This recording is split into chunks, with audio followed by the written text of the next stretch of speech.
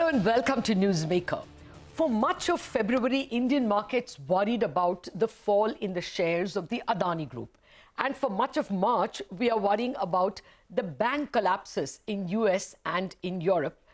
They are threatening to look like an action replay of the Lehman crisis, actually. Today, I have with me someone who can speak with authority on both these problems. Rajiv Jain, promoter, CIO and portfolio manager of GQG Partners, the fund which bought 15,446 crore rupees of Adani Group stocks on March 2nd and ended the hemorrhage in those stocks. Rajiv, thank you very much for joining me today. I'm tempted to ask you about, the current banking crisis, but I'm going to start first with Adani and then, of course, the current problem. You know, when I wrote to you on March 2nd for the interview, you said, no, you have to first speak to your investors. Now, who are typically the people who invest in your funds in which you have bought these Adani shares? Are they sovereigns? Are they, widely held funds, HNIs? And what did they ask you on that day? Yeah, it's good to be here. So we have a very sort of wide variety of investors, from sovereign wealth funds, but also a lot of pension funds, mutual fund investors who invest $10,000 in some of our mutual funds, and in US as well as in Europe and in Australia. So it's, we have over 2,000 institutional clients. So it's extremely broad array of investors who have money with us. Mm-hmm. And the more second important part of the question you asked was, what did they ask you? Yeah. So I think the key aspect, by the way, a vast majority were actually pretty thrilled, because they said, look, that's what we pay active managers for. Active managers are supposed to take active risk, obviously with calibrated, sort of in terms of the weighting and doing our due diligence, et cetera. But one of the big concerns a lot of our clients have had is that a lot of managers simply sticking or hugging the benchmark, which is not exactly why you get paid active fees for. So vast majority were actually pretty happy. Obviously, they were sort of very curious what we found, what the others had not. So I think the discussions was around that. And to be clear, the Australian trip was set up 4 months in advance. So it has nothing to do with this. But I think it was a very good opportunity to talk about how we think about investing and differentiating versus other managers. Oh, they were thrilled with the investment. Now, why I am a little surprised, because look at the other investments you have, Petrobras, Vale, or even the Indian stocks, SBI, NTPC, even ITC for that matter, SBI. Now, these are all not stocks with the kind of value. I mean, Adani Enterprises, for instance, let me take just the big stock. Even at the price at which you bought, 1410, was 12 months, trailing 12 months, about 78 times. It's not a typical stock you buy. So it didn't surprise your investors, the complete outlier in terms of PE? No, not really, because if you look at our history, we have owned a lot of times very high multiple names. And the reason is because the question is where the earnings going to be 5 years out, right? So we used to own Hindustan Unilever at 40 plus times earnings and so on and so forth. So, and a lot of names outside India. Amazon was a fairly high multiple name for a decade that we owned it. But I think the real question is, the way we try to think about is where the earnings are going to be in 3 to 5 years. And from that vantage point, some of these businesses are actually primed. As the capex begins to stabilize a little bit, the free cash flow generation is going to be much more like hockey stick, we believe.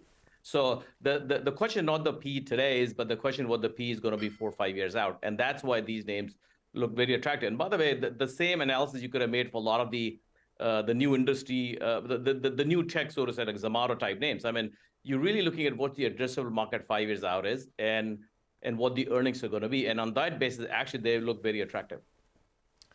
But addressable market for Zomato is very different from the addressable market for an infrastructure stock. I mean, India has power. By that logic, you should have bought Tata Power some years ago. I mean, is it infrastructure has only that much returns? Because as you go lower down the queue, there are not people who can pay a great deal of money for 1 unit of power. Mumbai, some people are able to pay 11 rupees and not even charge that much per unit. But as you go down, which is the new power consumers, most of the discoms are not even paying properly because they are supplying to people who cannot afford much. So is this argument that you will get such huge multiples so convincing? Yeah, because I think see, first of all, you have to look at what is the capital expenditure today and how they're depreciating those assets. So when you look at some of these assets, the maintenance capex is very low. For example, if you look at Adani Transmission, there is almost no maintenance capex. But if you look at the capex plans that they have versus, let's say, Power Grid, which a name we like quite a bit, by the way, and we do on NTPC, as I said, they are by order of magnitude greater than those. So when these assets are depreciated at that fast rate, the initial earnings get depressed and the capex is very high. So because India is not, it's kind of a unique stage of its development in terms of the utilities. And from a utility perspective, there'll be a lot of privatizations, and also there'll be opportunities to selectively buy assets. I mean, if you look at, for example, the value creation, you said Adani Enterprises about the Mumbai airport. The value creation has been dramatic. I mean, we are still not talking about the monetization of their real estate, the second new airport that is coming along. And I'll give you one data point. If you look at airports of Thailand, what is that trading at, and what is Mumbai airport trading at? And I would argue that Mumbai airport over the very long run has much more headroom than airport Thailand, because the location of the airport itself. So when you start monetizing those things, the value creation could be pretty significant, but obviously it doesn't fit your traditional low PE, sort of parameters. But I think that's a disconnect we believe here. Okay, I'm just persisting for a bit more, because one investor wrote to me this question a few weeks back when this transaction was getting done. See, he wrote, and he's a fairly big investor. He writes, Adani Enterprises pre-pandemic market cap was around 20,000 crores, and even if you were to add a very generous value of 50,000 crore, that is double the value that GMR got for its airport business, we will still be short of the 1.5 lakh crore that 1.55 lakh crore that your market cap valuation was. So, I mean, what valuation are you giving? What multiple are you ready to give? I mean, this is his question. Yeah, I mean, it's a common sort of question that we haven't gotten is what has changed in the last 2 years? So if you look at, for example, the value that Adani paid for the airport, you have to remember that was sold almost in bankruptcy. Things don't sell at full value in bankruptcy, right? Or Reliance Infrastructure wasn't exactly sold at full price, right? If you look at SoftBank Energy, was basically sold for a song because they couldn't run it. I mean, they had solar assets not far from where Adani had, and they couldn't run it. So look, I mean, I think the real question is, what are these assets worth 3-5 years out? So if you look at breakup value in a bankruptcy, of course they would look cheap. But airports of Thailand is worth $30 billion, by the way, 30 billion. Okay. We would argue that the whole Adani Enterprises, if you take a 5-year view, that itself might be worth more than the company itself, one asset. And we're not talking about 6 other airports. We're not talking about other, the coal assets, which generates over $1 billion probably of free cash flow. And there's room to expand. And look, their coal cost running at $40 odd. Look at the way the thermal coal cost is. I mean, look at even after the price has come down by half, you look at over $200. So I think when you start adding value over the sort of few years, it'll take time. Okay. Some of these assets individually are worth more than the business itself. Okay. Now, let me come to the other aspect. I mean, there's a lot of breaking news, and one of them is one of the charges against the Adani stocks was that many of their non-promoter, so-called public shareholding funds are invested entirely in Adani, or overwhelmingly. 95% in Adani stocks. Now, one such stock, Elara India Opportunities Fund, news was just breaking a week ago that they are also co-promoters in one of the defense units along with the Adani group. Now, do not your investors worry when such news breaks? What if SEBI were to take cognizance of it? After all, they have been asked to investigate. Look, I mean, I think I don't want to go into specific allegation because, as you know, there are 350 pages. We'll be here for next 5 days to go through each and every one of them. Most of it is all rehashed news. I mean, it was reading like FT 5 years ago, not exactly yesterday. Number two is, I think what we need to. This Elara news is fresh news. Sorry. the Elara as a co-promoter in the defense unit is new news. Now, what I'm saying No, I is realize that, but I mean, some of this is rehashing it's also of the new old news allegation. that SEBI is, no, it's also new news that SEBI is been asked by the court to investigate. So, I mean, don't Look, investors come back I'm to you sure there'll be worrying about investigation. these things? No, I understand that, but the question is, what is the context of these allegations?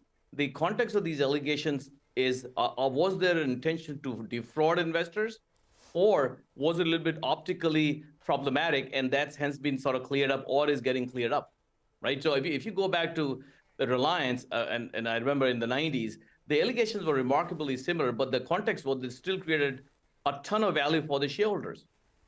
Right. So I think if this intent is to defraud investors, that's very different than so optical stuff, which kind of looks messy, but the intent isn't to. At least that's our understanding so far. Look, we will stand corrected if that's wrong, because we have no access to all of this.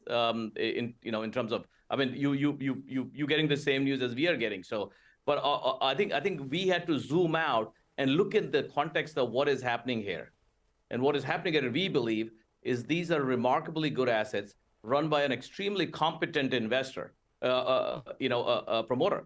I mean, if you look at Adani Ports, that wasn't, I mean, nobody was bidding for that when they first got it. That's actually, why did they get Mumbai Airport? Was it because of flourishing or because of bankruptcy? So I think we believe that under this, group, some of these assets could actually flourish. And look at, by the way, we did a lot of work on the coal mine assets and the Carmichael mines in Australia, and we were actually surprised the resistance they got, and despite that, they delivered coal a year and a half ago. That's actually a remarkable skill set in our view, because at the end of the day, delivery matters, right? What do you create value for shareholders? No, I take your point that execution and delivery creates value, but there are also some minefields here, and I'm just wondering if your investors ask you these questions. What if one of the related party allegations are proven right? SEBI will come out with its report in 2 months or less than that. Does that worry you or your investors? Look, our job is to worry about everything. I mean, if you don't want to worry about anything, stop investing, right? I mean, are we worried about credit risks going under and the impact rollover banks? Are we worried about elections next year in India? Are we worried about that? That's our job. So the question is, what is the risk reward that you get, and how you handicap that? There's no perfect investment. I mean, if you look at, for example, I'm picking on some of the names that we owned before, Nestle India or Hindustan Unilever, at the valuation that they have, if the growth slows down, what is the risk there? I mean, one of our investors said you could have lost 75% Facebook with everything looking perfect. So that's investing. Okay. Now, did you speak to anybody in government or regulators for comfort before taking such a big investment call? No, look, I think it'll be unfair on our part to ask them. It'll be sort of wrong on their part to answer before the investigation happened, right? So we did not reach out to any existing regulator. We did talk to some of the former ones who are sort of free to talk about it, but not the existing regulators. By the way, that's not just our style anyways. In fact, we try to do our own due diligence to the CNBC, and see whether we can get a reasonable sense of what's wrong and what's right. Okay. No, when CNBC interviewed you, CNBC US, you said that you had spoken to one of the bankers, and they said we are even ready to lend them even more, one of the bigger bankers. Was that an Indian or a foreign lender? Well, it's actually both have said that. I mean, DBS has said that in the public conference call, right? I mean, DBS Singapore, but in this case, we've talked to one foreign and one Indian banker. We talked to Total, for example, right? I mean, we talked to some of the other partners, and it's remarkable. Not one said there's a fraud. See, that's the disconnect here. I mean, I understand there's a political connotation to it, but I think we feel, look, there's always the opportunities are created when there is some cloud in the air. Otherwise, why would things sell off all their own? There's always has to be some issue out there for markets to react the way they react. Okay. Well, I'm compelled to take a break for commercial reasons. Back in a jiffy, Rajiv, a few more Adani questions and more banking questions as well. Back in a jiffy. Welcome back. I've been speaking with Rajiv Jain, the promoter, the chairman and chief investment officer at GQG Partners, the fund that bought a whopping 15,446 crore rupees of Adani Group shares earlier this month. Rajiv, thank you very much for your patience. Now, that amount of buying actually makes you the second largest shareholder in some of the Adani stocks, other than the promoter. So, do you have a dialogue with them? What do you want from them? What do you ask them? Because, there is clearly a perception issue. Most of the Indian mutual funds don't own Adani shares except what they have to buy because they are buying for index funds. So what would you advise them to do so that they have wider, purchase, wider funds? Yeah, so look, I think it's not going to be the answer maybe you're looking for, which is that we actually don't try to engage on a day-to-day basis too much, because in this case, there are some optical stuff which we feel that can be cleared up. In fact, they are being cleaned up as we talk over the last few months and years. So I think there's optical stuff and there's a substantive stuff. So from a substantive stuff, we feel that the reason why we are attracted to this group is their ability to execute very complex projects where in India there's a lot of headroom for. That's what I call about TAM. I mean the privatization. There's still 25 plus airport. They'll be privatized over the next X many years. Who do you think is in a position to even have these? I mean, others have tried. They're levered. They didn't turn out to be competent. So our view is that they need to keep pushing for growth while managing the debt level, which I think they've already done that. I mean, they announced some of the shelving of the project, so on and so forth. So I think it'll be a little more manageable from the debt perspective, although we are not concerned as at the current point from a debt side.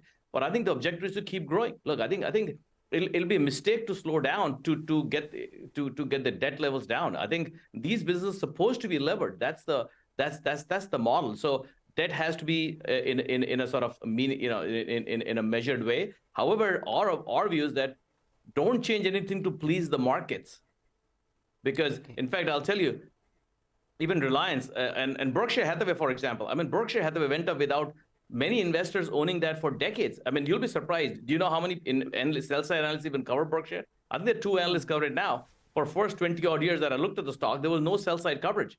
No institutional investors want to own Berkshire Hathaway. So I think there's a lot of history. I can tell you Korean name that we own without any sort of local institution support. So the question is, if they create value, the stock market will take care of itself. And that's what the focus should be. Okay, fair point. Just to finish this conversation, did you approach them or did they approach you beginning March? So we had actually begun to do work, as I mentioned before in some of the other calls, that we actually wanted to see from a banking exposure perspective how exposed we are. We have looked at the name. We met the management last summer, actually, when they were visiting New York. I mean, just regular roadshows. And as we did more work, we thought, this is kind of interesting. Same time, Jeffries approached us. I mean, he happened to be here in South Florida. So we talked to him, and that's how the conversation started. And we kept doing the work. Bulk of the work we've done is actually not talking to the management, by the way. That's just not our style. We do talk to them, but our view is that managements can only tell you certain stuff. We have to make a sort of educated guess where the business is going to be 5 years out, and do our own due diligence in terms of the allegations made now are legit or not. So it was a combination, but there was no direct reaching out from them or anything like that. So it went through Jeffries. And then we had asked them to set up a call with them. Okay, so you did speak to them. So you did speak to the management before you. Sorry, you broke up for a second. That's not what you're saying? No. I did. So you approached them, is what you're saying? No, through Jeffries, yes. Okay. All right. I mean, I just wanted to know, what's the India bet? Is now that there is a general risk off globally, are you say you always buy in a crisis? Are you buying right now and in India? Yes, we are.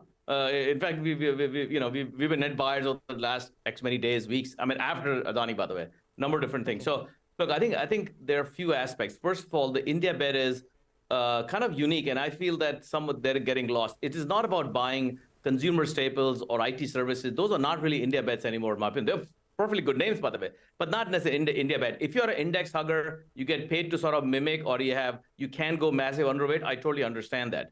But we feel the real opportunity in India is the execution that you're seeing on the infrastructure side. That is the game changer in terms of what the implication, the multiplier effect that has. It almost sounds very similar to what China was, I remember 20, 25 years ago. So that's, and by the way, these assets are utility assets. In fact, they're less to do with the India story in a way because they're utility assets. The GDP growth would not impact them. So, in an ironic way, we're not making a bet on GDP growth, although I think it'll still be fine. But the real aspect versus a lot of things in Europe, and I'm talking as a global investor, which India is offering, is that interest rates are already high and inflation probably going to slow down over the next X many months and years, so on and so forth. There's no structural problem.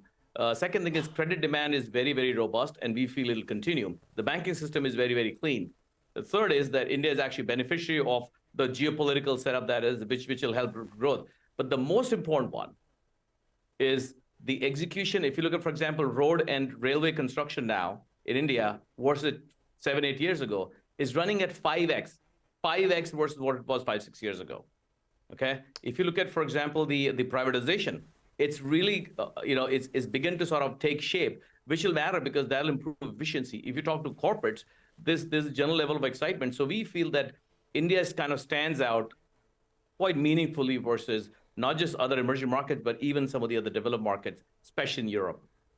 Okay. But what's your view actually on the ongoing banking issues in US and in Europe? Do you fear that in US it could balloon into some kind of a contagion? How are you looking at risk assets, equities this year?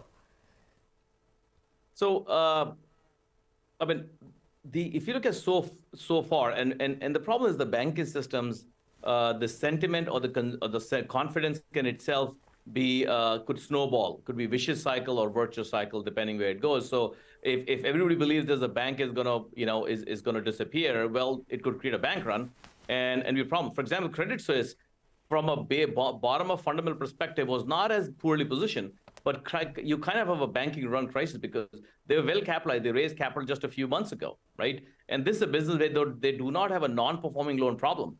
And they do have almost $500 billion worth of wealth management assets, which tend to be sticky assets, but now they've become leaky. So coming back to US, the problem so far is limited to Silicon Valley connection. If you look at the amount of frothiness you had in tech space in US and rest of the world, frankly, I used to think that some of these venture capital firms are delusional. And Silicon Valley Bank has a long history of bad behavior. I mean, 20 years ago, I remember that they had issues because it's very pro-cyclical, linked to bad behavior in Silicon Valley. And Signature Bank, again, was tried to be a big driver in crypto. First Republic, again, very focused San Francisco. So it seems to be a very localized problem emanating from tech rather than a broad-based system. So to answer the question differently, no, we are not concerned about contagion risk. Okay. So this could be still a good year for equities, you think? Or do you think, if not contagion, you would worry about recession risk? You know, if we're sitting at 2 months ago, I would be a lot more worried. We're actually getting less worried at the margin because I do feel that this pretty much means that Fed would have a tough time raising rates. I think the inflation picture should improve on a go-forward basis. And as you know, we have an inflation bear. So I think at the margin, I believe the outlook is beginning to improve, partially because those prices are down, partially because a lot of the things are sort of getting solved one way or the other.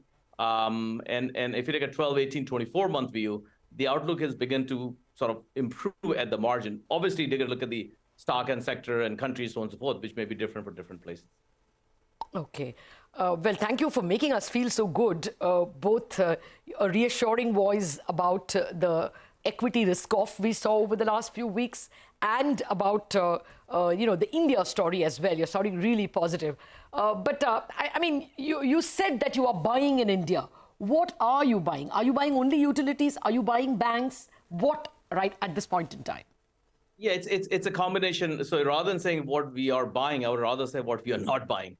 The big sector that we have no interest in. I mean, staples, as you know. And by the way, we used to have like half of our global book in staples at one point. So I have a lot of sort of affinity with staples because we've actually done well in staples in the long run. So staples, IT services. We do like banks a lot, both public and private sector. Doesn't mean we're buying here and now, but we actually like those.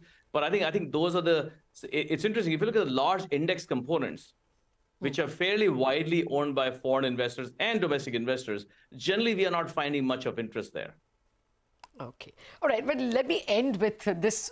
What you have told other media channels and us, that you buy into a crisis. You never waste a crisis. Okay. So which of your stock-wise risk bet didn't pay off? You pointed out that Infosys paid off, ITC paid off. So which didn't pay off? And would you admit that the Adani stocks are about one of the risky bets that you have taken? You know, it's kind of interesting. I mean, there are a lot of names that haven't paid off, by the way. So I mean, we can sit here for 5 days. I can tell you every year that the things don't pay off, right? So I think that's easy one. I mean, in fact, we used to own a lot of state-owned banks in 20 plus years ago, and some of them worked very well, some didn't, because we actually had to take a basket approach. I mean, from Jammu and Kashmir Bank on.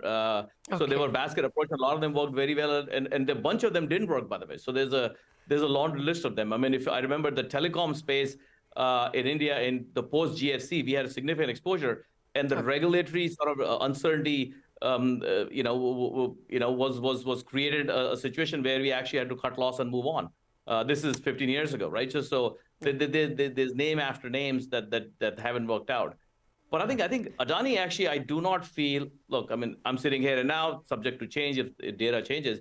We feel that these are still unique assets. I keep reminding everybody that Yes. It is not a service-oriented business where I tell you something. There's a regulator in between. There's somebody's getting power, which is decided by a regulator. So we actually do not feel that as a very risky bet. And as I said, our typical style is we have a position. The risk could be political. The risk could be political.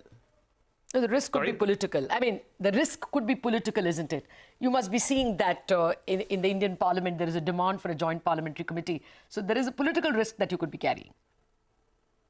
I'm not so sure, because frankly, a lot of the allegations being made are total fluff. I mean, the Hindenburg report, I mean, if you go through the allegations and you verify one by one, the problem is most of the people are not doing that, right? So a vast majority are really not substantive. Okay, fair enough. Okay, we will have to leave it at that because we're out of time, not out of questions. So let me take a rain check from you for another interview sometime soon.